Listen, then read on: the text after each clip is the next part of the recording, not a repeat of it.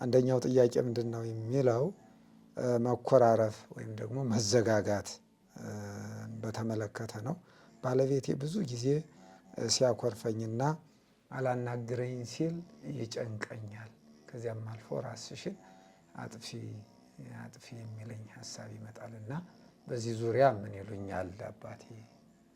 ምን ትሉኛላችሁ? ቤተ ክርስቲያንስ ምን ታስተምረኛለች? የሚል ሀሳብ ነው የተነሳው።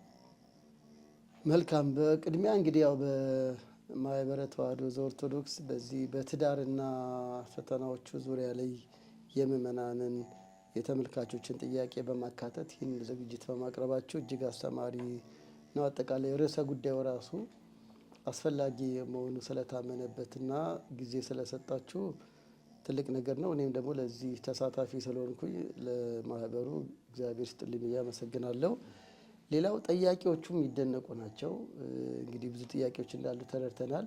እኛ እንደው ፍጹም መላሽ ሆነን ሳይሆን ግን ተሞክሮን ሌሎች እንዲህ ሲሉ ምን አደረጉ የሚለውን ላይ ካለ ጥርሱም አይኑም ሁለመናው ብሩህ ይሆንና በብርሃን የተላበሰ የደስታ ፊት ይኖረዋል ማለት ነው።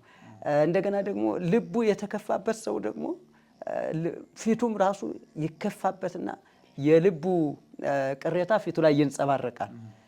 በዛም ሄድን በዚህ ግን መከፋትም